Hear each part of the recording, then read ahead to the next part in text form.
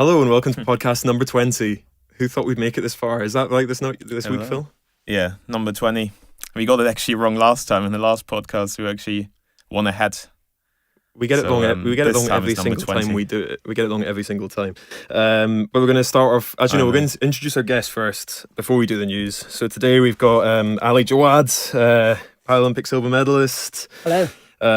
Anti-doping campaigner / I was going to use the term wrecking ball, but I think that's probably what we described actually. Yeah. But you've got a far more kind of academic side to you as well, and a self-confessed very scaly man. Sometimes. So watch out, Phil. But yeah, we'll kick off with the news first. We'll kick off with the news first.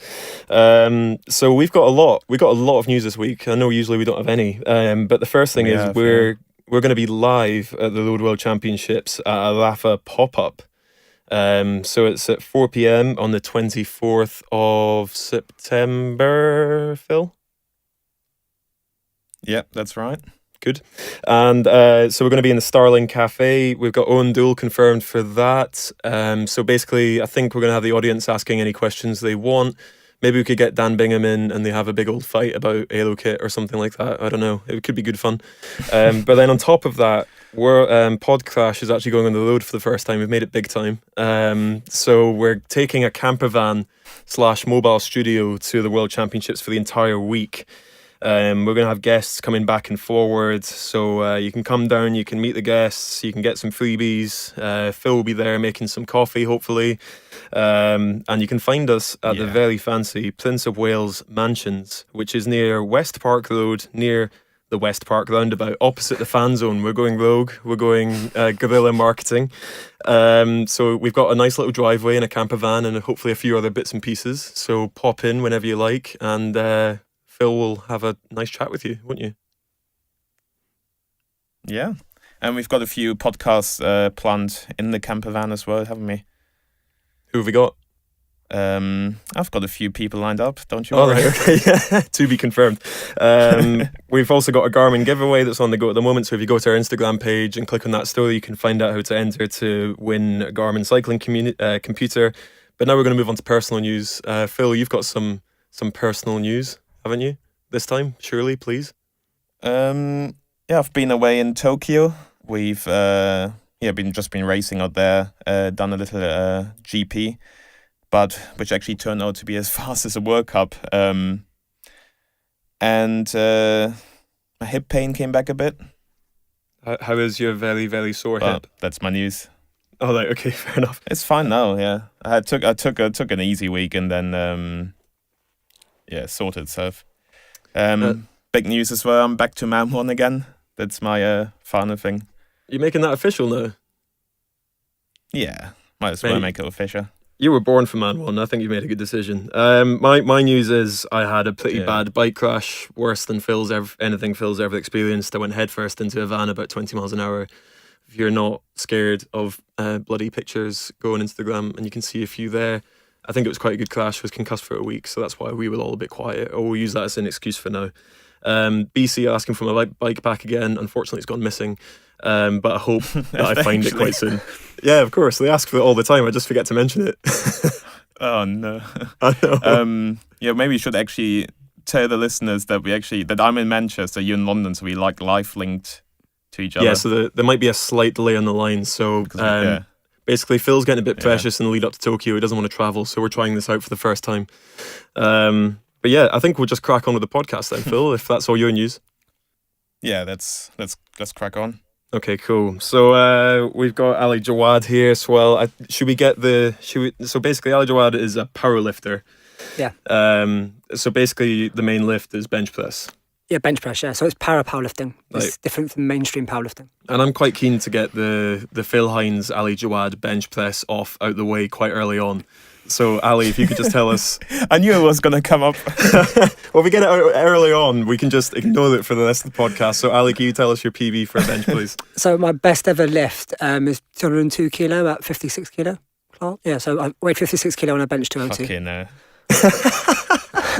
Oh so, Phil, can you please tell us your body weight and your best squat bench? PB, pretty much. I've got no legs either. Body weight. I've done 100 kilos the other week. There's the heaviest I've squatted. Bench press, not I think I squatted. should have pressed that. Shoulder press. Oh no. Oh yeah. But anyway, so now that bench press is out of the way, and obviously Ali is the alpha male in this podcast, we can continue.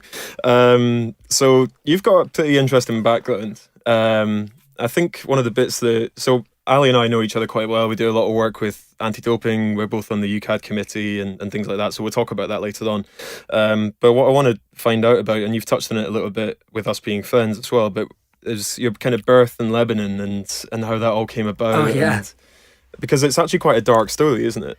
Yeah, so it didn't really come out until before the Rio Paralympics. I did an interview and kind of I explained how I came to the UK as a kid. So basically, I was born in Lebanon, and obviously back then there wasn't really any good facilities in the hospitals. So with the scans, they looked like I was a healthy boy. And then obviously, when my mum gave birth, I came out with no legs, and everybody freaked. Like, what the hell was this? And obviously, back then, disabled people were seen as, well, nothing in Lebanon. Like, you were hidden.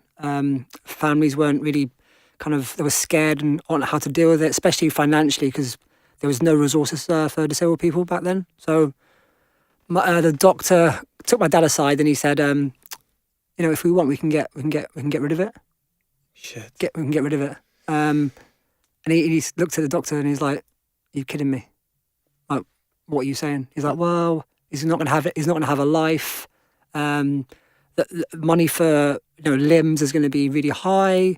Obviously, back then the Civil War. There was loads of wars back then, so it wasn't really a country where I think my parents thought I could have a normal upbringing. So, Can we dial in on that? What that doctor said though for a second, because I mean that merits a bit more of an explanation. Because obviously, like whenever you go into the medical profession, like you're sworn to like do no harm. Yeah. I guess. And would I be right in thinking that like Lebanon's probably a country that is, before we even get to the point of essentially quote getting rid of a baby that's been born, that's not a country that has any kind of termination procedure or anything like that. So for that to come out in a country, especially with that culture, is massive. You'd think. Yeah, I didn't even know about it until I was 14, because I went to Lebanon for the first time, and it was my granddad that told me. He said, "Oh, you've grown up, and we're very proud of you." And after what happened, I was like, "What do you mean? What happened?" Then he told me, and I was like, "Oh my God, I could have died." Wow. So my parents actually never told me until I was 14. Wow. So it was a bit of shock, but actually, what was your reaction? Well, back he then I first was told like, you? I thought it was a joke. But then I realised actually I knew why we came to the UK, and what they had to do to sacrifice to get here. Because obviously, like, no qualifications, they didn't speak the language, had no money, and it was very scary for them, and they didn't want to leave family, especially in a war-torn country. So I realised at 14 the sacrifices they made to get me there, and for me, like, I'm lucky because they've given me a life that I can only have dreamt of. And obviously, Lebanon's better now. It's not the same, but I think if I did stay, I think I probably, potentially might not have the life I have now. So I'm very lucky. It does sound like your folks were really invested in this baby boy at that time, anyway, because obviously you're here today, and they went into so many efforts to get you to this country. But how does that leave you on a few principles? Because obviously, information like that can't not have an influence on your life, I guess. So. What's your thoughts on, Lebanon as a country, and the lives of disabled people there now, and and even kind of people who are looking to come to the UK because they're facing issues such as this? Yeah. So I think Lebanon's still got a long way to go. I got invited actually by the First Minister of Lebanon after Rio. So obviously he saw the story. And he was like, "Oh my God, we need to bring him over, and we need to, one, apologise. Two, I think he should." So I did a keynote speech on why having a Paralympic committee for Lebanon would be good for the country, not only to kind of empower disabled people, but also increase the facilities, increase the exposure, and obviously make them, become equal. And they're doing that. They have invested. I saw the facilities. They are getting better. They've built loads of like special schools to cater for disabilities, and obviously Lebanon, everything's not free, but it is at a discount, which is really, really good compared to the kind of mainstream schools. So they are doing much better, and I thought that me going over there was kind of a good way to kind of hit home the message. Was that quite cathartic for you to almost put that? I mean, how can you put that issue to bed? But does it change your impression of the country that at least they're in a way kind of lighting the lungs a little bit? Yeah. I think I actually went to the Paralympic Committee, and it was actually incredible. Their office is a hotel room. Right. It's like 2 rooms. Really? Only I think 3 people work for the Paralympic Committee that I saw. And let's compare that to the British Paralympic Committee, yeah, which is a lovely office in the middle of central London. Compared to Paralympics GB, I was like, how lucky am I to be part of an incredible team? Because we have not, like, Lebanon, I saw, well, they told me their budget, and I was like, what? That's nuts. It was really scary. What's the budget? Are you allowed to say it? Yeah, I think she said it was like $100,000 a year. Now let's put that in perspective, right? So, like our para sports individually have way more than that. So, for me, it was actually how do you function on $100,000 a year? Not only to fund athletes, but also to have a wage, to increase the exposure, to find new athletes, and they're actually focusing on some sports and not kind of branching out to everything.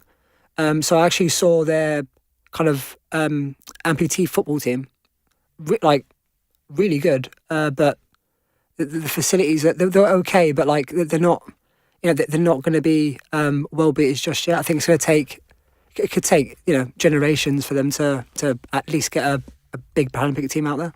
I'm keen to question one thing you said, where you said like you're quite lucky to have like a well-funded para organisation in the UK. Yeah. Is that really how you perceive it, or because I always put you down, especially when it comes to anti-doping issues, you want everything to be fixed tomorrow. Yeah. I think when you go and experience, when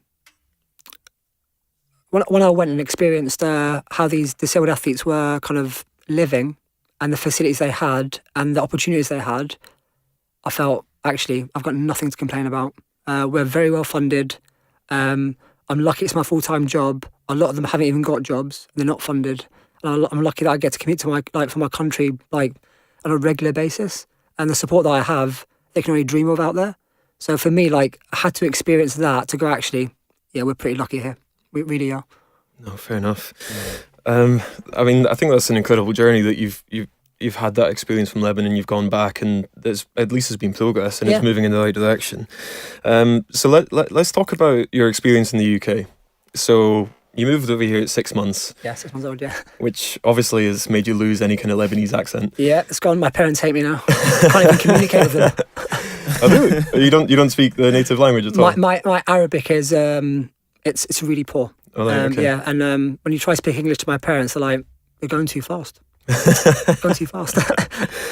So when did the opportunity of sport become presented, or did you have to seek it out? Like, when did it become presented to you in the UK? Yeah, so when so my upbringing was my parents decided that they wanted me to have the most normal life I could, and they thought, what, I've got a physical disability, but they thought actually mentally I'm actually quite clever.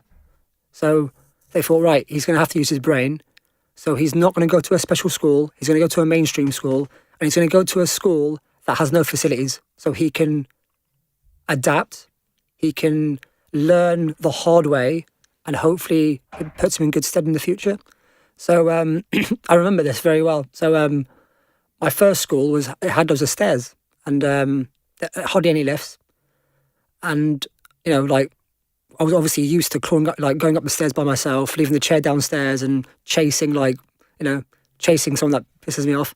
But the school were really kind of apprehensive about how is he going to cope when there's loads of kids in the playground or there's assemblies, and and my parents were like, no, trust me, like he's fine. He's probably quicker than them. And I had to kind of prove it to the school. And eventually, like the school were, they were really good. I had like a carer just in case, just for safety. That so they didn't want me to get hurt, and I understand that. But like they knew from an early age that I was actually very capable of handling myself in any situation. I think you have quite a unique approach to like mobility issues for compared to a lot of other people. So like even when we were booking, we were talking about getting you on, and then we were booked in with a different studio, and I was like, shit, I haven't checked if they've got accessible studio. And then I messaged you like, and I was really shy about it, and I was like, mate, like, do you mind? I think there's 2 flights of stairs. You have to go down, and you're like, yeah, no problem, that's fine, I'll do that. Fine, yeah. But like, I don't think that's the case with a lot of other athletes or disabled people. It's very much a principle of I will not go there until it's accessible, which I think is actually fair enough. That's fair enough. Yeah, it is. Yeah. Why do you think you have a different approach to that? I think it's because the schools that I went to didn't have the best facilities, and I had to adapt very, very quickly.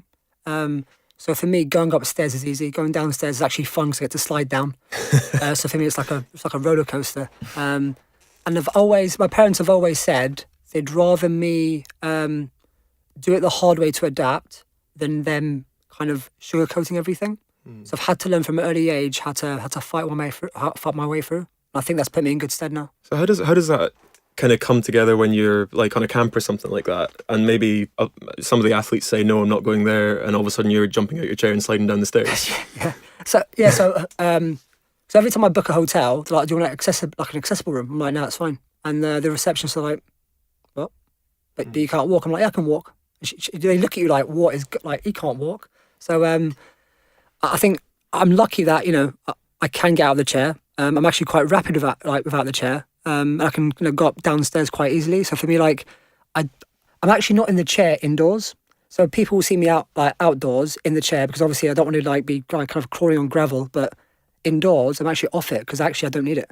I mean, like you're miles quicker than seeing splinters go through an airport. Yeah. Phil, you had a question? Yeah. So when you actually go up like a flight of stairs, do you like carry your wheelchair up with you, or how do you do it? Yeah, so sometimes if I'm by myself and there's stairs in the way, I literally like the chair's only about like 10 kilos. So for me, like that's quite light for a powerlifter. So for Phil, that's a lot. That's a lot. It's like lifting up a feather.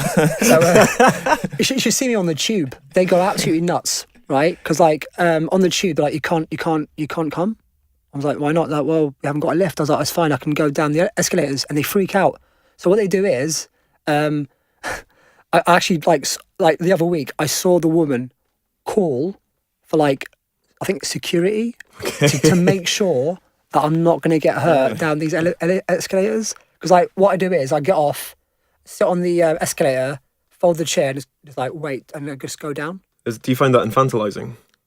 A little bit. Nah, because like people look at you, they smile and go, yeah, hey. But people do look at you very, very strangely. Like, what is that? Yeah. Well, we got distracted there a little bit, but I feel that's going to happen quite a lot. I've seen you actually do cartwheels off a bench press. Well, yeah. Well, they're my kind of token celebrations. So I can definitely be a gymnast, I think. Are they?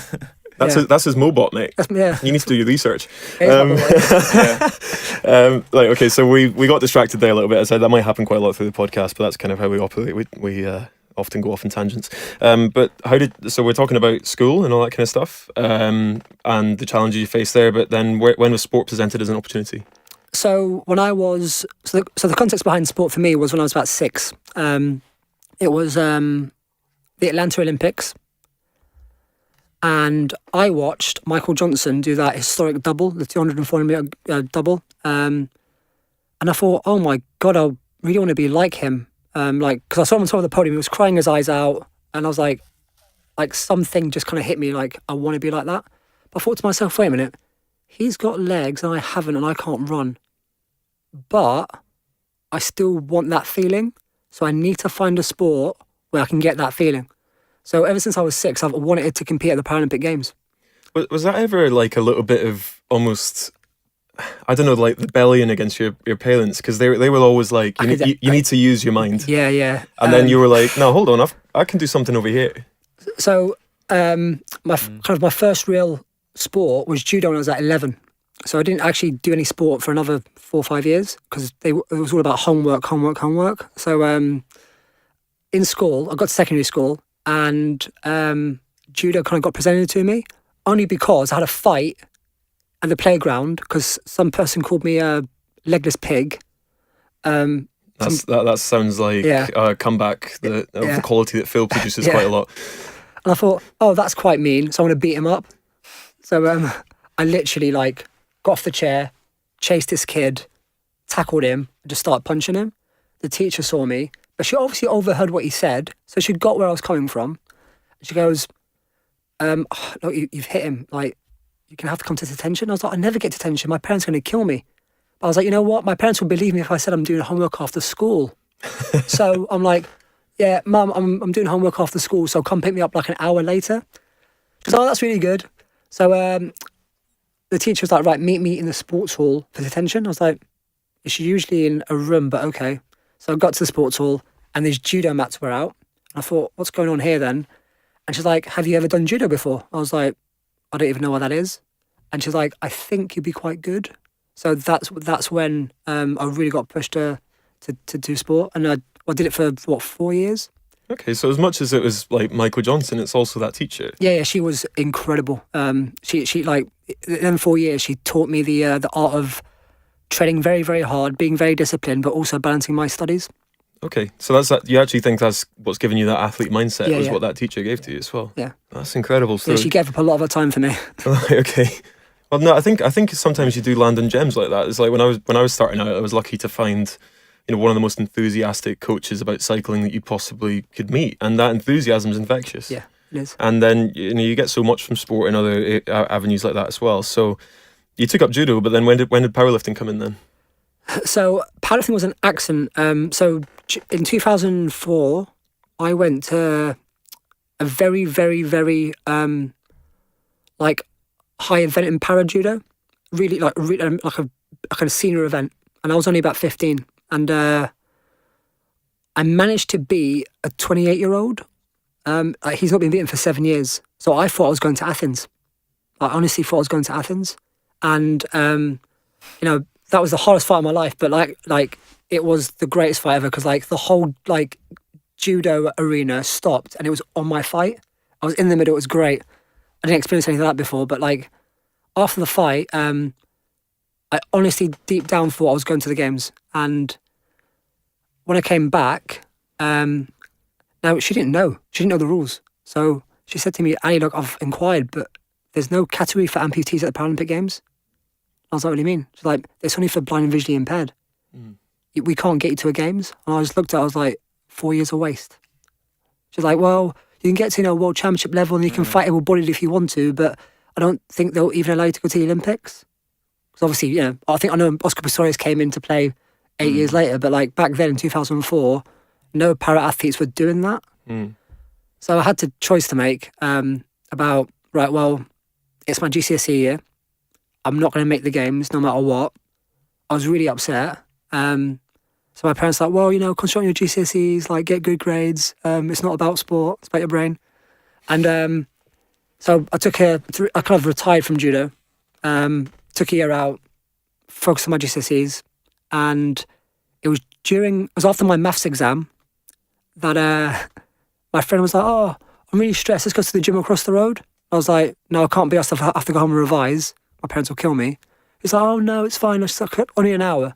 So went to this gym across the road. So you said to your mum, I'm studying after school again? Yeah, okay. So we went across the road.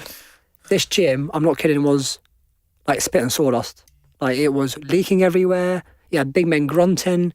It was it was dirty. It really was. Do you not like gyms like that? I quite like that. That's the thing. So my dad would always make me watch the Rocky films growing up. So I was like, this is amazing. Apart from the grunting, because it was scary. And these men were lifting big weights. So I've never been in the gym before, ever. So I've never lifted, right? So I was about 16, first time ever in the gym. And obviously, my mate was like, oh, let's go do some bench press. I didn't even know what that meant. But I saw some guy do it and I thought, okay, I'll just copy him. And then I just kept putting weight on. And it got to, at the time I didn't know what it was, but I lifted 100 kilo on my first attempt. Oh, Phil, that's embarrassing. Did you Yeah. actually? Yeah, I'm on my first attempt. I know. The whole room. Hey, I'm not the only one that only just lifted 100 kilos in this team. So like the whole room. Just to make myself feel better. The whole room stopped, and this big guy comes up to me. He's like, "I need you to stay right here and to go get somebody." So I said to my mate, "We're in trouble. I don't know what I've done wrong. We need to get out of here right now." So we didn't even like take the weights off. We literally tried to leg it out of the gym, and this old man stopped me. He was like, "Excuse me." I was like, "Oh no." He's like, "Did you know what you've done?" I was like, "I don't know. Please don't hurt me. Like, I didn't do nothing." It's like, "No, is this your first time in a gym ever?" I'm like, "Yeah, I don't even know what I'm doing." He's like, "Okay, how old are you?" I was like, "Oh, I'm 16 now." He's like, "Okay, get on the scale." I was like, "What scale?" He's like, "What do you weigh?" I was like, "I don't know." So weighed myself. He was like, "You need to come back." He's like, "I think you could make a Paralympic Games. You are super, super strong. Like, not many men bench 100 kilo, let alone like a kid that comes off the street and with no legs and like just does that." So I was like, "What?" So he literally, that night, I went home and I thought, "Oh my God, I've been given a second chance." But I did look up what I need to do to get there. And I was like, no chance in hell. Right. Like, just to qualify, it was 180 kilo. And juniors, obviously in my sport, don't do that. So I went back to him the next day. I said, "You know what? Thanks, but no thanks. 80 kilo on top of this, I think it'll be too much." He said to me, "Look," he said, "you're 16. This is a kind of old man sport. And in like 5 to 10 years, you're going to be incredible." He goes, "Forget about Beijing in 2 years. It'll be 2020, like 2012. At the time, I didn't know it was going to be London. But yeah, I went back and I thought, you know what? 5 years is all right to wait. But in the next 2 years, he got me to the games. I benched 190 kilo at 19. He got me to Beijing. I qualified on my birthday. Wow. And I kind of understand why you said lucky earlier, because Yeah. it was by chance that you got involved into judo. It was by chance that you got involved into powerlifting. Like, how does that affect your psychology as an athlete today? Do you kind of think, because I guess like my flatmate kind of used to say, well, Cian Maddie's often referenced on this program. He's kind of like, if the form gods decide I'm going to go well, I'll go well. Otherwise, there's nothing I can do. So I'll just not enjoy competition as I normally do. Like, how does that influence your thought process as an athlete? Do you believe in luck, or is it very much like you make your own luck? No, so I think I was lucky that I've had very good role models along the way for every part of my journey. I've never had one bad coach, and every like all of them have brought things to the table that were different to the others, but they've all installed something in me that it's not about luck. It's about hard work. It's about getting through challenges, and it was about kind of having a huge goal, but forgetting about it because it's actually a distraction, and focus on the everyday, on what you can actually control. And having that as a kid, having that installed into you, maybe now has made me kind of more critical of other people because I've had it for so many years, and I've had to learn so quick, so young. So like holding people to your own standards. Yeah, and I think that's what's kind of my problem sometimes, that I know that people have not been brought up like that, and I have to kind of appreciate that actually I can't be too harsh on people. Well, it's nice to hear you say that, Ali. No, so I guess you touched on the Olympic Paralympic Games there. That just seems like such a quick turnaround and transformation, and especially given the disappointment you'd had in judo. Yeah.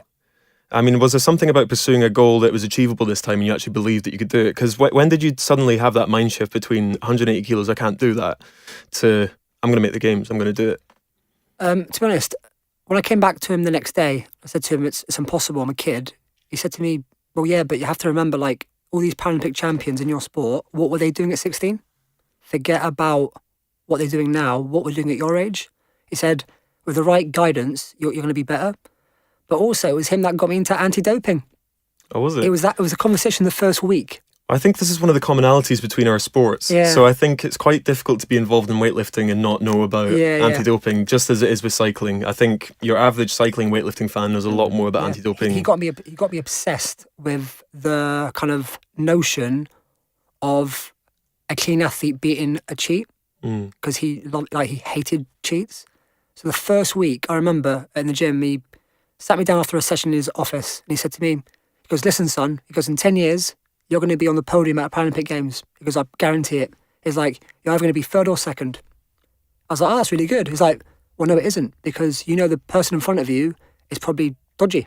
But how does that work? 'Cause I feel like so when I only got involved in all the sports governance and nonsense pretty much after I retired, or close enough, because I feel like having that knowledge in your mind can be such a big distraction, and also because I always struggle with the fact that because you don't know, you have very good assumptions, but you don't know that they're cheats. Like, did you actually find it a distraction, or? No, because he said two things. He goes, you've got a choice to make. He said, you either win at all costs, or you can sleep very well at night, knowing you're the best clean athlete on the planet. He goes, I hope it's the latter. If not, get out of my gym. He sounds like such an interesting book. Like, and I was like, what? It's like, what drugs? Who's taking drugs? And he's like, you got in the worst sport for drugs. I can't believe it. It's true. I looked it up. Like our positive tests at the Paralympic Games in powerlifting is obviously one of the worst at the games.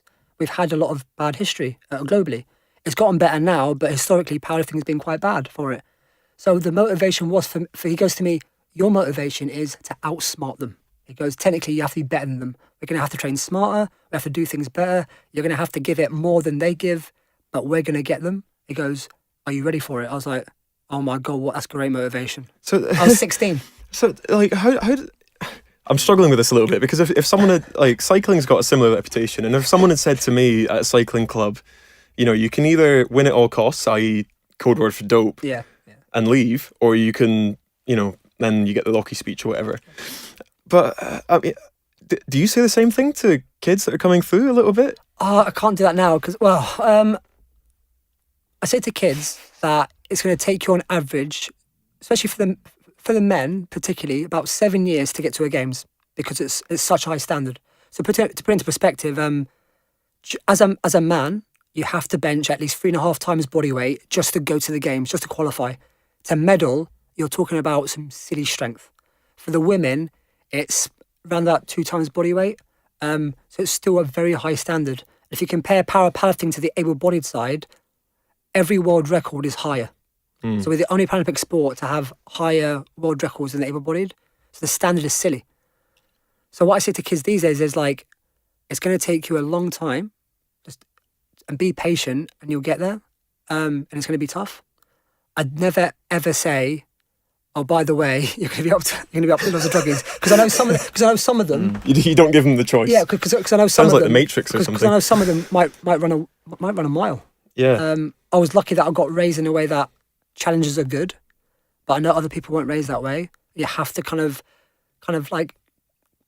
slowly introduce them, and then they'll find out their own way. Sometimes, if you kind of grill them first, like, oh my God, what's going on? So talking about the fundamentals of the sport, is the reason that it tends to be over, like, athletes that are older, is because like you don't fully develop until about 23. Yeah. So the peak age is actually, for the lightweight men, historically the peak age is between 27 and 33, and then the heavy men, it's actually in their 40s. It's because they've got more fats around their joints, they can probably last longer. I assumed it would be a testosterone thing as you develop as a kid. Well, as a kid you can make a lot of gains if you train properly. But it's all about technique as a kid. But yeah, your strength really does develop. It takes a long time to be strong, especially at that level.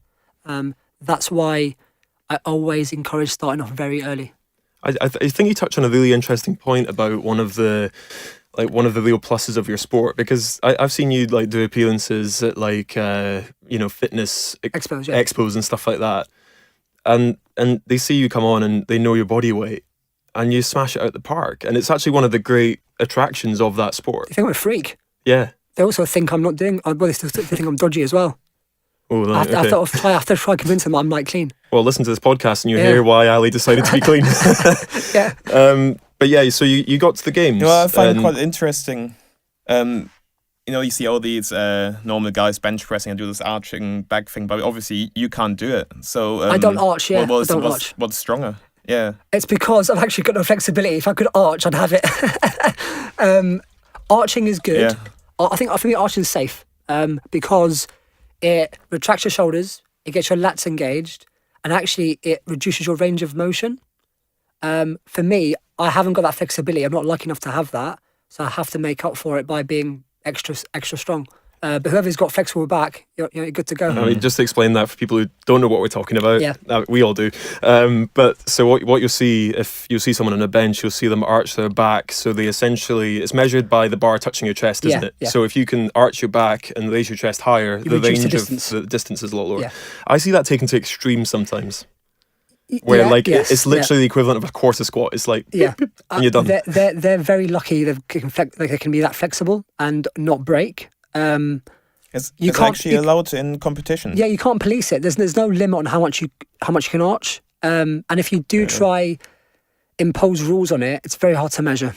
I'm a fan of arching because I think it's safer. I think if you are going to be flat, you are going to cause massive injury and you are putting yourself at a disadvantage. Why would you want to be flat?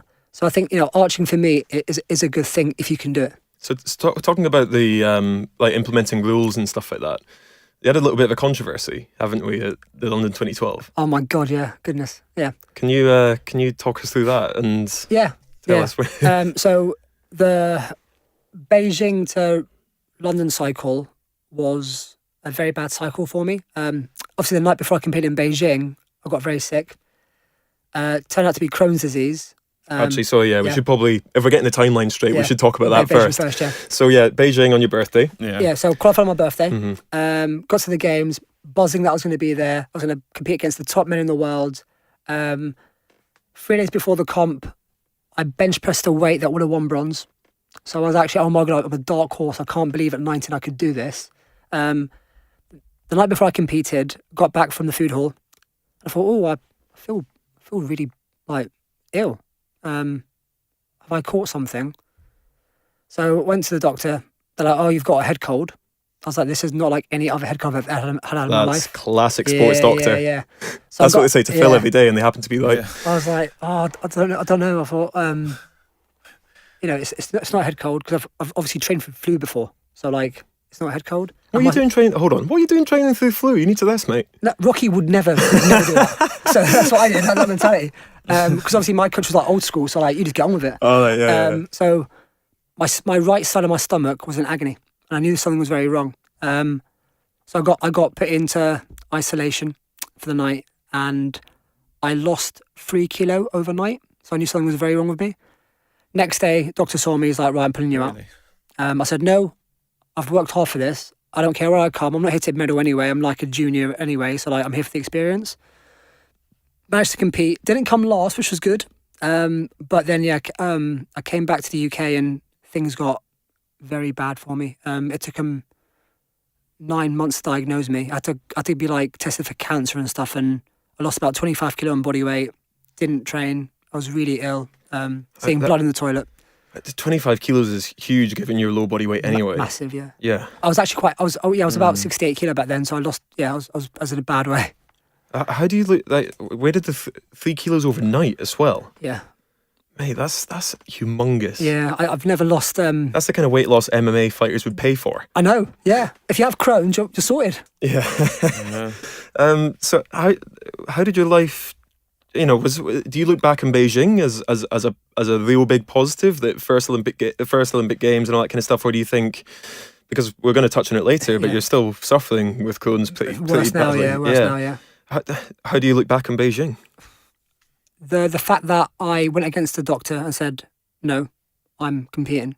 I don't care. The fact that I was mature enough to go, actually, I bench pressed a weight that would have medaled 3 days ago, but I'm actually lucky to even be here, because 2 years ago, Dave said to me, if you get to Beijing, I'll test you myself, because juniors don't do it. Okay. So just to be there. Jim Dave sounds like a legend. Yeah, so for me, just to even be there was the dream. Yeah. It wasn't about the medal. So the fact that, obviously as well, to compete that sick, because I was so bad, it also taught me a lot about myself. And I thought, you know what, I can use this in the future. And I've done. For me, that was the start of me getting through difficulty. That was my first real setback as a person, because I've always had it. What were you like after the competition? I was really upset because I thought, what if I didn't get sick. But also at the same time, I thought, you know what? I've gotten unlucky. It was out of my hands. I knew what I did to get there. And sometimes, you know, I knew that I was young enough to come back better. And the thing that actually made it better was back then, so his name is Zhang. He was like the greatest ever lifter back then. So he bench pressed 240 at 75 kilo body weight. That's nuts, right? He came up to me in the village. He said, you are special. He said, at your age, I was nowhere near. He said, you're going to be very good. He goes, keep going. And I thought, oh my God, this guy's a legend. I was like, right, well, if he said I can keep going, I can keep going. So for me, like, it kind of, I was balanced in my emotions. I was kind of disappointed, obviously, but I knew that, you know, I could come back again. Did you get that because you talked about seeing Michael Johnson on the TV, you talked about yourself playing karate and the whole stadium like stopping and looking at you. Obviously, in weightlifting and powerlifting in China is massive. Huge. It was sold out. Was that one of the big positive takeaways from that moment? It wasn't quite the moment you wanted, but still to be on that stage. So I think it was like a 9,000 indoor arena that was packed out, and obviously there was a Chinese guy in my class, and he came out, wheeled up to the bench, and he just shouted, "Eye the Tiger," and I was like, "I love this guy, I love this guy," and then it erupted, and that was like the most incredible noise I've ever heard in an arena, and I thought, oh my God, they're also watching me too. So like, yeah, for me, like, even though it wasn't a Michael Johnson moment on the podium, it kind of felt like it because of just the sheer noise, and plus it's indoor as well, so it makes it much louder. Made you hungrier for London? It did, yeah. I'm interested to know if you're by the time you made your first games, were your parents still pushing the academic angle, or did they think, which I'm not saying that's a bad judgment against them, but did they kind of think, you know, our son's a pretty good sports person? So basically, we grew up in, I'd say it was poverty. So it was all about trying to get out of there. And they knew that I had the potential to get out of there with my brain. And that's why they pushed the academic sides, because they thought, with Arab culture, it's all about business and being kind of successful in that sense. Phil's looking to be a big businessman in retirement, so Phil, move to an Arabic country. So they thought, well, if I studied business, they made me take business as a GCSE. I got 2 A stars, so it's good. But apart from that, like, it was all about like using my brain. But I promised them that sport can be another avenue of getting out of there, and I can do both. I think I can do both. I just have to structure my time and do my assignments and homework early, so I've got time to train and time to compete. And that's what I did, and I promised them, and they backed it. Oh, okay, fair enough. They knew that I was clever enough to do it. Because I think that's an interesting angle for parents, because some of them, no matter how successful you become as a sports person, will always push the academic angle, and I completely understand that, and that's got its merits. But I was just interested to hear the point where, like, you know, you could be honest with your folks saying, I'm not actually studying, I'm not in detention. Finally, yeah. Yeah, I'm actually in Beijing, guys. Yeah. Surprise. So let's talk about the diagnosis when you came back. So obviously that was quite a long journey to become diagnosed with Crohn's disease. Finally, probably a lot of stress along the way with possible cancer. Concerns as well. So how did that kind of change your life from the point where you were diagnosed? What changes did you have to make, both sporting and personally? So when I came back, I went to actually see the GP, and I remember him saying, "Oh, you're fine. It's just you've gone through a very stressful time. Maybe a calm down after a games is massive for many people, especially a first one." And I get what he was saying. Obviously you've been to games, and the calm down afterwards is quite low after a massive high. So I got what he was saying, but I said to him, "I'm actually really sick. It's not a calm down. I know what a calm down is. I'm actually in agony." He goes, "Oh no, just give it a few weeks and let it settle. Live your life normally now, because you're back to normality." And come back in 2 weeks. And then 2 weeks was like the roughest time, because I was in bed bound. I was like bleeding in the toilet, not eating, literally in pain, like collapsing in pain on a daily basis. Obviously my parents being very concerned, freaked out. And they had some blood tests, and I literally, I remember this day, like, your bloods are, I literally got the call 24 hours later, your bloods are abnormal. You have to come in. We have to do more tests. And months went by, them testing me for like cancer and other kind of conditions, and they couldn't understand why I'm losing this weight. I'm in agony. I'm bleeding, and I look like a zombie. I look really scary. So, well, losing that amount of weight, you would look like it. Yeah. It was actually when I went to, so British Weightlifting at the time said, you know what, enough's enough now. We're going to get you a specialist. So I did some tests, and he goes to me, these inflammatory markers are very, very, they relate to IBD. I was like, what is that? It's like, well, it's inflammatory bowel disease. I want you to go get scoped. It could be Crohn's, it could be colitis. And I was like, I have no clue what that meant. So I got scoped. Doctor sat me down. He's like, yeah, you've got Crohn's disease. I was like, okay, what does that mean? He's like, well, your life's about to change. I was like, oh, just give me a medication, I'll go away. He's like, no, it's not that easy. He's like, your life's about to change. There's no cure. We can only make you comfortable. We can try getting into remission, but it will flare throughout your life. And eventually you probably need surgery. A lot of sufferers do. He said to me, if I was honest with you, from his knowledge, no Crohn's sufferer has ever won a medal at any Olympic or Paralympic Games at the time. He said, because the disease is so unpredictable and the symptoms, I don't think you're going to be able to compete at that sort of level again. I was 19. And obviously with the home games coming up and the disappointment of Beijing, that's a lot to take in. Yeah. Personally and sporting. Yeah. But did sport play a part in, because you hear a lot, like we had David Smith on 2 podcasts ago, and interestingly he actually found his tumour diagnosis through sport as well. He got sent to a specialist.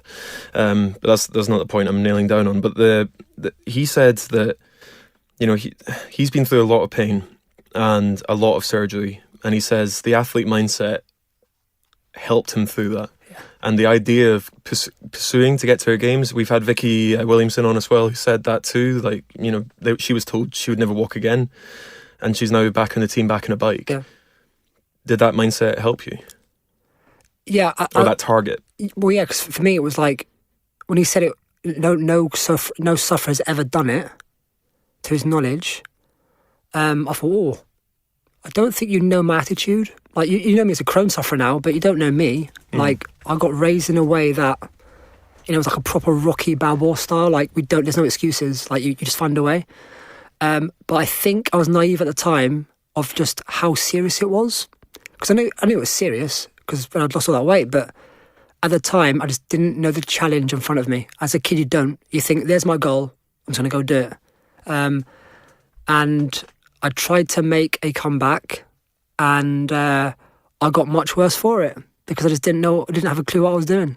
And the national team as well, I remember this as well. I came in to see the doctor, and he told the performance director I should retire. Really? Yeah, so I got after Beijing, I was not on the program anymore. I left it because the fact that I got this diagnosis, the fact that it was going to be very hard for me to contribute to any sort of targets, I understood that. And also at the time, I wasn't really going to get along with the national coach.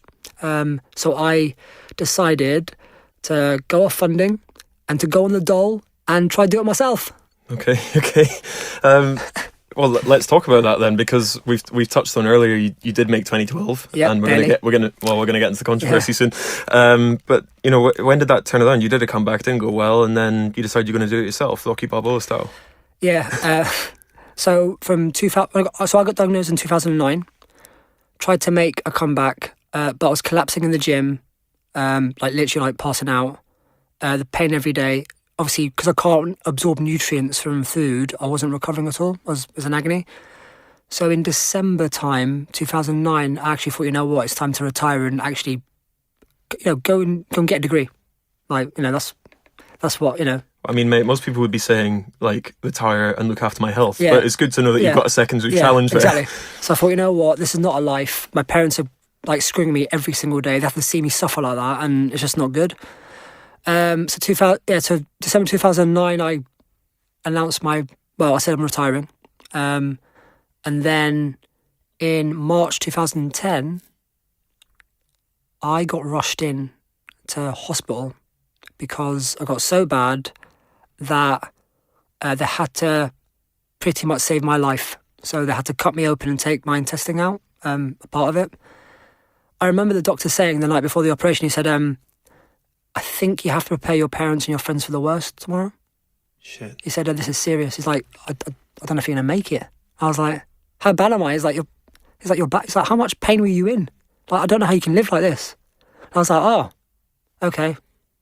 You talk about the mindset of like, pushing on and getting it done. Yeah. Did that become a disadvantage though? Like, was there a point where you had to say like, maybe that's not the ideal kind of mindset for every situation? I think I got to that stage because I could tolerate loads. And I think that's why I got to that situation. I think if I flagged it earlier, then I think they would have caught it earlier. But when I had the op, I was still retired. And he said to me, I can't promise you anything apart from when I go in there and whatever I find, I'm going to have to do what I see. I said to him, oh, well, could you please not cut me open and just do keyhole? He was like, what are you talking about? I was like, well, if you do keyhole, I can recover quicker and come back. He looked at me like I was crazy. He goes, I can't promise anything. So woke up after 6.5 hours and I said to the nurse, has he done keyhole? And she's like, you're very lucky. He managed to do keyhole. I was like, right, that's my second chance to 2012 then. I'm going for it. And he freaked out at me. He was like, what the hell is wrong with you? Okay. Wow. Okay. Like, she woke up on that bed. I was like, I can't believe the surgeon actually listened to you. No, he didn't. So when I woke up, he's like, oh, it went really well. You're very lucky. Go rest. I was like, Darren, I was wondering, the Commonwealth Games are in 5 months in Delhi. Can I make it? He's like, no, you need 6 months off. I was like, no, I think I can make it in 5 months. It's like, I can't treat you. It's like the damage you would do to yourself, I can't be part of it. I was like, come on, you want to be part of this journey too. Come on. So we had some ground rules. And within 2 weeks of hospital, I went to the gym. Wow. Yeah. So you didn't listen to Dan? I had to lie to him and say I didn't go to the gym, but I did go. Yeah. Okay. And you luckily you stayed in one piece. It was the worst pain of my life, but within oh mate, come on. Yeah, within so the trials for the Commonwealth Games were, so I had the operation in March, were in June, so I had no time. I managed to get the last qualification spot for Commonwealth Games, so I got to go. So I made it. Wow. Made it to Delhi. Yeah. I don't know if that's impressive or concerning, but yeah, fair play, mate. Yeah. That's so wow. I proved Darren wrong, but also he was also very proud. Well, that's good. He came along for the journey. Yeah, he did. Yeah. Yeah. Wow. Okay. But let's obviously you said, like, I'm sure it's the same for you as it is for us. Commonwealth Games is amazing, but it was the Olympics and the Paralympic you wanted to get to. Yeah, of course, yeah. And so talk us about that journey in the lead up to 2012. Hopefully it was a little bit less cavalier than... Oh, no, it got worse after that. So because of my quick comeback from surgery, obviously I did it to myself, so it's my responsibility. The comeback was too quick. So when I came back from Delhi, my Crohn's came back, which is not so, like, the operation's supposed to give you a couple of years kind of to, a little bit less pain. But because I came back too quick and I pushed my body to the limit, it came back after Delhi. So between the Commonwealth Games and the last qualification for 2012, so February 2012, I only competed once because I was in agony and I was really ill. I thought I didn't qualify for the Games in 2012 because I bombed out in the last qualification event in Dubai. So I got home and I thought, you know what? I've had such a bad cycle, and I guess in the grand scheme of things, I actually don't deserve to make the Games because I've actually had like 5 months in training in 4 years. Like, it's just, you just don't do that, not at this level. So my coach said, you know what? Go home for a week, do whatever you want, chill out, come back, we'll talk.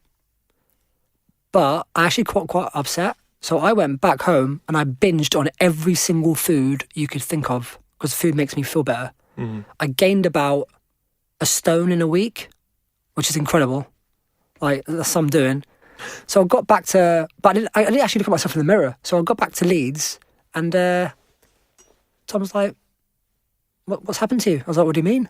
Well, he said, do what you want. Yeah, he said, do I want? He's like, you do know you've got the last qualification place, haven't you? I was like, what do you mean? He's like, well, you're 10th, so you've got the last spot. I was like, oh my God, I'm 7 kilo heavy. What have I done? What have I done? Obviously I was like lifting wise, I was terrible, but I managed to get a last qualification spot. I don't know how, but I had 5 months to lose 7 kilo and put 40 kilo on the bar. Wow. It was crazy. But managing your diet as Are well. you constantly on a Are you constantly on a diet or to have to lose 7 kilos, or did you just eat a lot? No, so for 2012, we sat down as a team, and nobody thought I was going to pull it off. I think there was only maybe in the room 2 people thought I could do it because they're on my side. But it was so ambitious to lose 7 kilo in 5 months and to gain 40 kilo on the bar. Like, you just don't do it. Does that come with inherent risks for your condition as well? Yeah, because part of Crohn's disease, the symptom is weight loss. So we are purposely making me lose weight, which it's just it's a little bit risky. But we thought if we can do it safely and slowly, it shouldn't really affect me that much. So we decided to do it like, I think maximum I lost in a week was like 200 grams. So actually very safe limits. And we ended up going to the games as a very dark horse for a medal because I managed to put on 40 kilo in 5 months. But I didn't tell anybody because I didn't want to jinx it. 2, I thought if the media clocked onto it, they'll start hyping me up, and I didn't want that. And 3, I actually wanted to go as a dark horse and surprise everybody. And going into the games, I was very confident that, you know, I can finally like go out there and be the first Crohn sufferer to get that medal. Well, yeah, and prove the first guy wrong. Yeah, and prove everybody wrong. Yeah. Yeah, mate, this is unbelievable. But anyway, then at London, there was that big controversy though. Yeah. So you made it to the games, performed well. Yeah, made it to the game. So I qualified in 10th in February, and within 5 months, I managed to get myself in striking distance of that medal. So on the day, I woke up. I felt all right, but I went to the toilet and I saw blood. I was like, oh crap! Do I tell the doctor or not? Or do I tell Tom? I was like, no, I'm not going to tell him. Because if I tell him, he'll freak out. And if he freaks out, I don't know how he's going to react. So I didn't tell him. So I thought, no, I still feel good. I'm trying to convince myself I still feel good. So got to the venue. Tom goes to me, you okay? I was like, yeah. It's like, okay. He's like, you sure? I was like, I've bled this morning. He's like, what? Why didn't you tell me? I was like, well, it's fine. I feel fine. He was like, no, you should have told me. It's like, we and he started freaking out. And then my warm-ups were changing. He wanted to see what I was capable of before he can guess what I could do on the stage, because I was bleeding. So he thought, like, he kind of like, oh my God, what I put him in a very awkward position. I should have done that. I should have told him straight away. But so basically on the day, started at 180, got 185. So I broke the European record on my second attempt. So I was in there. The crowd were going nuts. You had the Chinese, the Nigerian, and the Egyptian in the back going, how the hell has he done that? He was nothing a few months ago. What's going on? Massive scramble at the back. And then the final lift. That was the lift where... So basically I got into a position where I was in joint third. So I was in bronze. But because I was the heavier man by 140 grams, because I didn't weigh in naked that day, that's what it was, my boxers. Think about that, right? I lost the medal on my boxers. Yeah. I had to go out on my last attempt. I had to go for... It was either 4th or 2nd, right? So I put 189 on the bar. And in training, I actually hit 192. So actually, I was confident I was going to get it. Managed to lift it. I was like, oh my God, I've got myself a medal. I can't believe it. The referees disagreed, 2-1. Crowd went crazy, like nuts. I looked at them going, oh, well, I felt that was who left. I said to Tom, I think you're going to have to protest. So Tom put a protest in. So back then, the rules were the jury had 1 minute to decide whether or not to overturn it. They had 1 minute. So I went round the back, and that 1 minute turned to 5 minutes, turned to 10 minutes, turned to 15 minutes. I was like to Tom, like, what's taking so long? He's like, well, they're kind of scrambling about. So the jury, all 5 decided that actually, I think it was a lift. And we got told that actually it was a lift. So I thought I won the medal. But then somebody on the jury changed their mind last minute, and they said, actually, I have to go out again. What was the point they were contesting? Like, what was wrong with the lift that they could see? No. So back then you never got feedback back then. Okay. So if it's a red light, that's it. You just Right. protest, and then it's up to the jury to overturn it.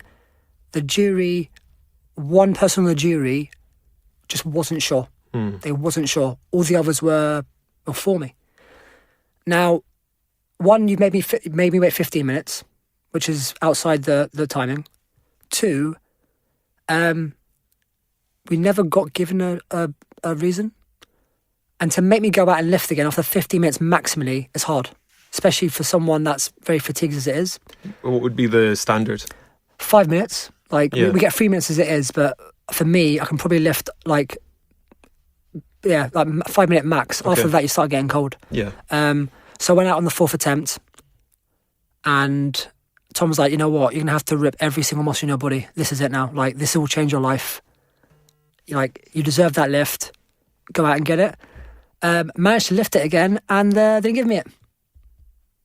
So I collapsed in absolute agony on the podium, on the platform, because like all my muscles had just cramped because I'd put so much effort into it. And obviously the controversy after that was, we made a massive complaint. There was a big media storm around it, and the rules got changed afterwards. But it had to happen to somebody. It had to happen to me. Wow. Okay. And still no reason. No. What really hurt me the most was 2 days afterwards, I was tucking into a McDonald's, crying into it in the village. The referee at the time came up to me and said, "I'm sorry. Heat in the moment. I'm sorry." He apologised. But again, no reason about what he saw. No, I told him to go away. I said, Right. I don't want to see you right now. You don't apologise. You shouldn't even apologise to me. He apologised. He said, "I'm sorry. You should have given me a lift." What do you think of him now?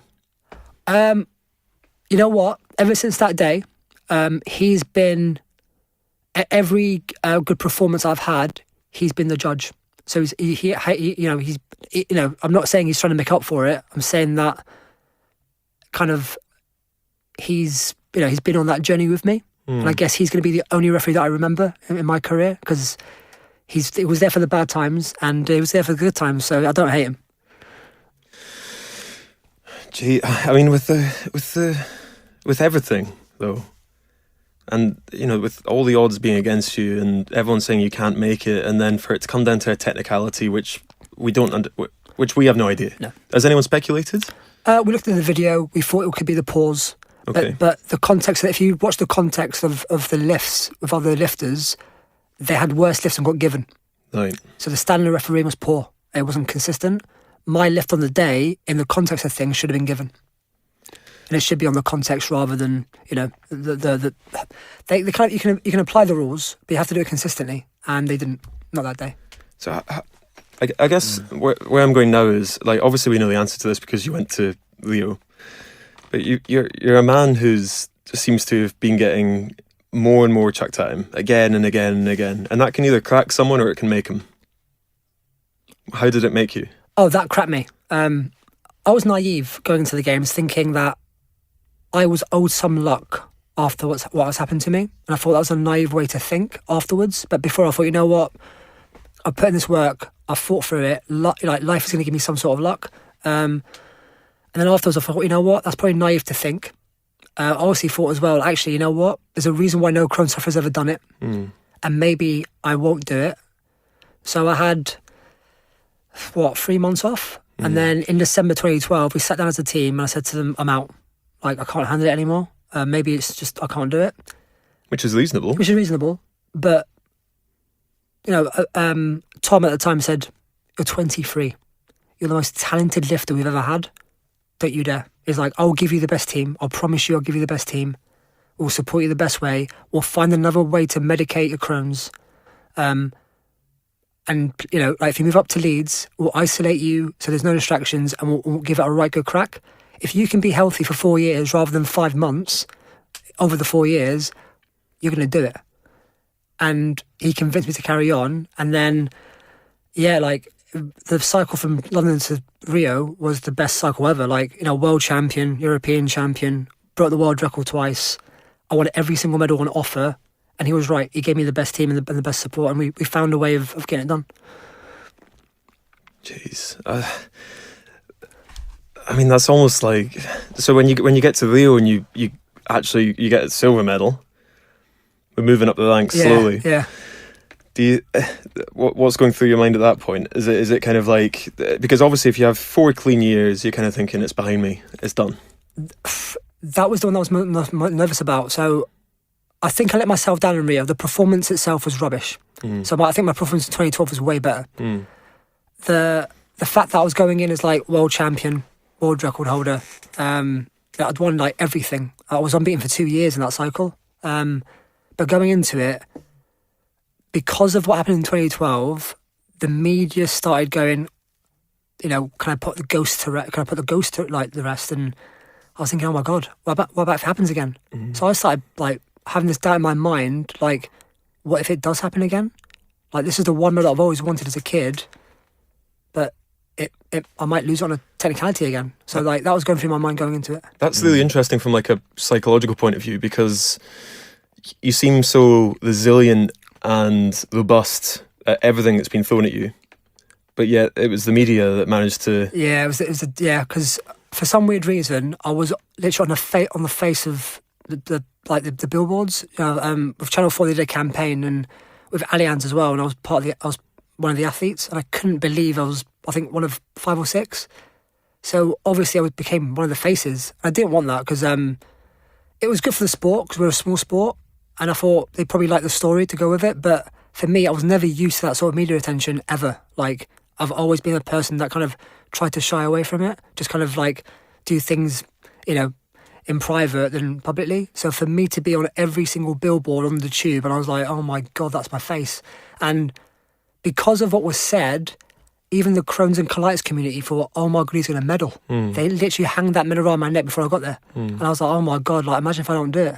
I've got like, you know, 500,000 people like, you know, wanting me to do it. So for me, that was a real thing for me. Did you speak Phil, you've had your issues with the media in 2012. How did you how did you put that to bed? I don't really know. Probably haven't put it to bed yet. I just guess you just get on with it. Focus on the next competition, and yeah, it's still like in your head, because I don't know, a bit traumatized from it, because I was 19 at the time. Then suddenly you get destroyed by French people on Facebook, Twitter, everyone. I guess it still like affects you a bit, but you know, I guess I just get on with it. What was your question, Sully? Yeah, my question was, do you have any psychology support, and did you have someone you could speak about the media and everything? Yeah, so I was lucky. So British weightlifting in the last maybe 8 years for me, they've gone through a very good transformation. You know, way more professional now. The team culture is incredible. Like, we're like a family now, and the staff are they're world class. So for me, having that kind of support, because they knew what was on the line, they knew what was at stake, they knew what I'd sacrificed, they knew what it's taken to get me there, and they knew suddenly there's pressure on me now. So they knew me, and because they knew me, they could, like, I didn't even have to speak.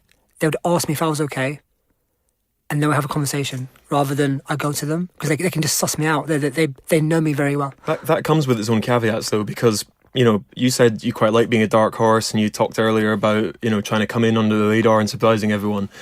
But even that can influence the support staff. So if they start like falling over you and saying, "Are you okay? You okay? You okay? You okay?" That can sometimes add to the hype. Yeah, but they did it in a way that didn't kind of make me uncomfortable, because they knew me.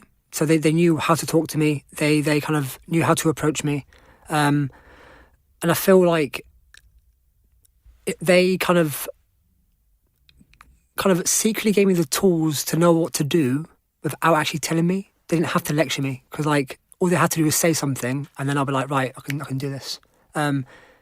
It wasn't using techniques or anything like that. It was just like conversations. And that's how I work. I like conversations rather than, theories and like, oh, this is what the science says. Well, actually, is it practical? And they were very practical in their approach. And yeah, I had such a good team going into Rio. Okay. So let's try and bring it up to the current day, because obviously Tokyo's coming up. Yeah. Not too far to go. Oh God. And this cycle's, I guess, the worst. Well, you said it yourself. I wasn't going to Yeah. say the worst, but yeah, can you tell us a little bit about the challenges we've got coming up to Tokyo, I guess? Yeah, so probably the biggest challenge to date. So after Rio, after the success, I had the biggest flare of my Crohn's of my life, and I've not been able to get myself into remission since. So I've been in a flare for the last 3 years. The medication stopped working, the one that got me through to Rio, and we had to find other medications. Last year, I think it was September time, we sat down with the consultant, and the consultant said, I'm sorry, but you've actually exercised every single option you have medically with any medication. You've got 2 options, pretty much. One is a stoma bag, which means that we're going to have to attach a bag onto your intestine, which means that you never lift again to this sort of level, because we don't have any sort of knowledge of what it could do. Could be fatal, because obviously, like with the intestinal hernias, if you bench nearly 4 times body weight, you just don't know what's going to happen to you. Yeah. And the other option is a stem cell trial lasting a year, but part of it is aggressive chemotherapy. He said that with both options, I will not make Tokyo. Okay. So I was like, holy smokes. But so you actually took. So I guess my question here is, did you take that medical opinion seriously this time? Because previously they've said stuff to you and you've been like, what's this? Let's just fix it. Or like, stuff you, I'm in the gym tomorrow. So I think, so I went away, and obviously I've got my own consultant, but my own consultant works with the team doctors. So at the EIS we've got, doctors that are very, very good too.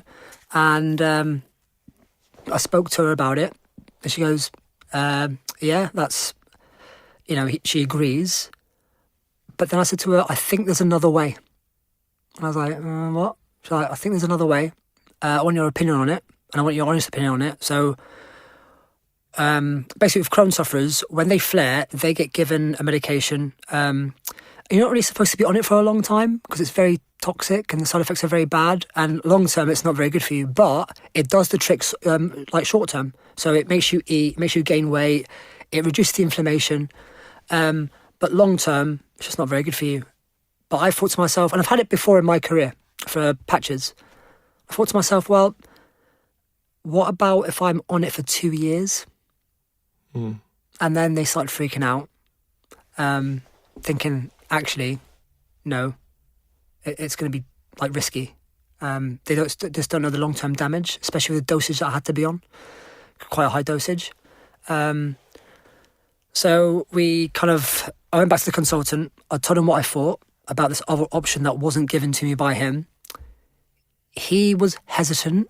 We had to try and convince him. We tried to get as much evidence as possible. We did our due diligence. We got second opinions, third opinions, fourth opinions to try and not justify why, but is it a way of, one, getting me there, and two, what are the risks? What are the big risks? And the team's job was to give me an informed guidances on what the risks were, the consequences, how we could do it, and it was up to me whether or not I gave it a good crack. And I forced the issue. I said, I think I can do it this way. It's going to be hard. There'll be challenges. I'm going to be in pain every day. I know I'm not going to get better, and this is just masking it. but it gives me a shot. And if it meant that I had to live, I don't know, if I had to live in pain for a shot at the medal, then I'll live in pain for a shot at the medal and take the treatment after the games. And that's what we've done. And with the games being so close, how's it looking? Nowhere near. So, yeah, I've missed. So after Rio, I didn't compete for 18 months, and then competed last May, and I've not competed for 18 months since. I've missed 4 comps in a row. There've been a lot of challenges that have been in the way, not just for me, for my team, and it's very difficult. I'm in a very difficult position because my body isn't.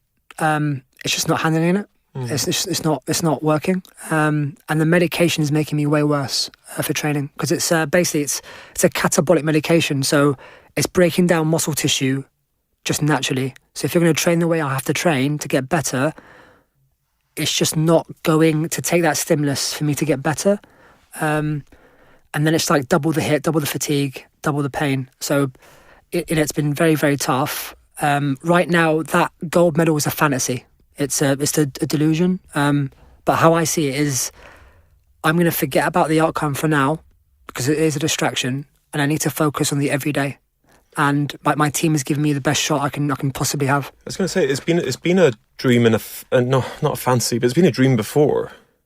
Does that? I mean, I know there's slightly different circumstances now, but I'm just trying to figure out where you're sitting on this. So I guess for all athletes, at some point, well, not all athletes, but a lot of athletes at some point, there really becomes a crucial decision between welfare and quality of life after you compete, because, regardless of even if you don't have any issues, elite sport's not that good for you. No, it isn't. No, it's painful.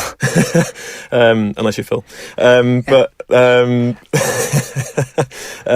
So when do you, is that choice something that's coming to you pretty soon, do you think? That choice came to me last year, and we have them conversations probably on a monthly basis, because I'm monitored every day. I have to see a doctor every week. My blood's monitored to the T, and we know what's happening to my body. So the conversations are happening very regularly. So I have to face them decisions on a monthly basis, and I have to question myself daily, thinking, is this pain and suffering and emotional turmoil to a lot of people actually worth it? How I see it is, would you still have to qualify a spot? Unfortunately, yes. Yeah. The Olympics. Yeah. So you have to be in the top 8 in the world to go by next April. Okay. So I'm running out of time to even make the games. But in my heart to heart, I really do think that I know myself. One, I wasn't forced into this decision. I pushed it. 2, I'm lucky that I've got staff that believe in me, even though it's been very hard for them, because they would have been questioned too about this. I've got staff that believe in the dream. They believe they can pull it off with me, and they've given me they've risked as much as I have. So I think I've got the resources if I wanted to pull this off, and I think I owe it to myself and probably the Crohn's community to see how much I can push this disease to its limits, because I've got the resources to. So for me, maybe it's not realistic to win a gold medal, but I'm probably going to have a good crack at it. I think in terms of proving it to Crohn's, you've already got the medal, but to top it off with a gold would mean everything, so much. Yeah, everything. Yeah, it would be the perfect way to potentially bow out. It would be good. Wow. Okay. Well, Ali, I really genuinely wish we had more time. I'm sure we're going to get you back on to PodCrash. Sorry, I keep saying the name wrong. We need to change the name, Phil. Very very soon. But I think from all of us, and I'm sure all our listeners, we wish you all the best. We'll keep it on the down low so the media don't get a whiff of it. Yeah, don't. And I think genuinely it's been such a harrowing story, and I guess my final question is, something that was interesting from David Smith was, he kind of said that he has mixed feelings about almost being defined by an illness, I guess. And that's something that we try and do in the podcast. We're not going to sit you down and just ask about Crohn's or just ask about disability. You're a credible sports person, and we want an incredible sports person. We want to hear about that too. But where do you sit on this? Do you feel as if you have a story to share that can help people, or would you rather just not talk about it, push on, get the medal, bow out, be a dark horse? I think with me it's so it's actually quite funny. So I was on Sunday brunch 2 weeks ago on Channel 4, and somebody mentioned to me, "Oh, have you got an agent? Because you're going to be a superstar with the story if you put it off." I was like, you know what? I'd rather not. I'd rather bow out quietly. I know what I've had to get here. I don't want to be famous. I don't want the fame. I just want to get that medal, achieve the dream, like my dream, and now I just want to go home. So it's very much a personal endeavour. Yeah, it's a personal thing. Well, Ali, I think, we definitely need to get you back on, because there's so much more to this story than what we've got time for today. But thank you very much for coming on. And if people want to... Yeah, thanks for coming on. I know you don't want the fame, but if people want to follow your story and see what you're up to, do you want to have a shout out for your social channels? Yeah, so they can watch my training videos, I guess, on Ali Jawad Powerlifter on Instagram, and I'm on Twitter at Ali Jawad 12. If you want loads of Liverpool posts. And I know, big Liverpool fan. And you're going to promise not to make your account private after just shouting it out on the podcast? Yeah, I'll make him private. Okay, Ali. Well, thank you very much for coming on. And as I say, we're all rooting for you to get to qualify and to get to Tokyo, and basically just have it your way for once. Thank you. Thanks for having me on. Thank you.